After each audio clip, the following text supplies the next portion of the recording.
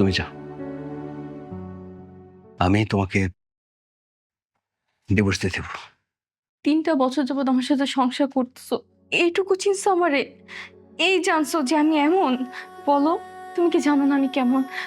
আমি তোমার এই খারাপ সময় কি তোমার পাশে থাকতাম না, তোমাকে সাপোর্ট দিতাম না? অবশ্যই দিতাম।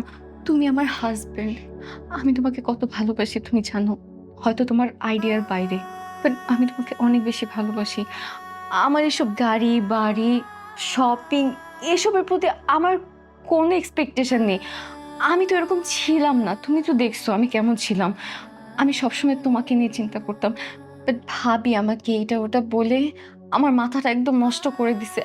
আমি নিজেও বুঝতে পারি নাই যে আমি কি করতেছি কি বলতেছি, তোমার সাথে কেন ঝগড়া করতেছি।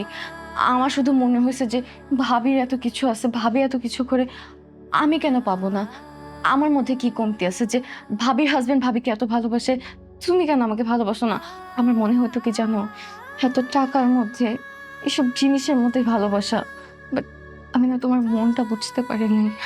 আমি অনেক বড় ভুল করে ফেলছি, তুমি আমাকে ক্ষমা করে দাও প্লিজ। আমি তো অবাক হয়ে গেছি যখন দেখছি তুমি টাকা পয়সা গাড়ি বাড়ি নিয়ে পাগলামি শুরু করছো। যে মায়াকে আমি বিয়ে করছি তুমি তো সেই মায়া না। তুমি তোমার ভুল বুঝতে পারছো, এটি আমার কাছে অনেক। একটা কথা বলি, সংসারে যখন তৃতীয় পক্ষ ঢুকে না, সংসারটা সংসার থাকে না। আর কোনদিন এরকম করবে না তো? কখনো না, প্রমিস। ভাবি, ভাবি, ভাবি, কি হয়েছে ভাবি? ভাইয়া আমাদেরকে বাঁচান। বাঁচন মানে কি হয়েছে? ভাবি, আপনার ভাইকে পুলিশ বাসা থেকে এসে ধরে নিয়ে গেছে। বাসায় 1 কোটি টাকা ছিল, সেটাও নিয়ে গেছে। আরে 1 কোটি টাকা কেউ বাসায় রাখে? আরে বুঝো না, অবৈধ টাকা। অবৈধ টাকার গরম এতদিন দেখাইছে, ফুটানি দেখাইছে। নিজের জামাই ঠিক নাই, আরেকজনের জামাইরে নিয়ে কথা বলে। তোমার নিয়ে কত উল্টাপাল্টা কথা বলতো মনে আছে? আর তার জামাই যে 2 নাম্বারই করে।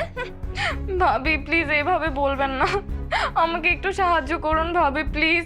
আমি যে একটা উকিল ঠিক করবো সেই সামর্থ্যটুকু আমার নেই, বাসায় আর 1টা টাকাও নেই। আমি কি করব কিচ্ছু বুঝতে পারছি না। ভাবি দরকার পড়লে আপনি আমার গলার নেকলেসটা আপনি আপনার কাছে বন্ধক রেখে আমাকে কিছু টাকা দিয়ে সাহায্য করুন ভাবি প্লিজ। O, necklace? হ্যাঁ, এটা নিতে পারি, কিন্তু একটা শর্ত আছে, 50% ছাড়ে দিতে হবে, যেহেতু আপনি অনেকদিন ইউজ করছেন। এগুলো কি বলো তুমি? অনেকটা বিপদে পড়ছে, তুমি উল্টাপাল্টা কথা বলতেছো।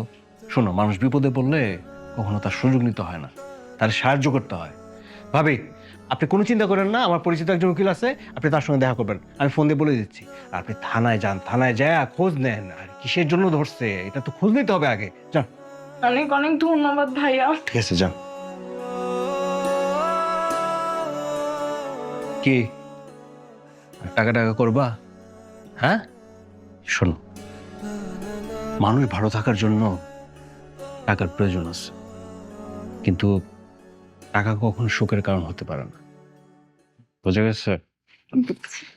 আমি চিন্তা করছি কি, কালকে তোমাকে ঈদের শপিং করাবো। সত্যি শপিং করে দিবা?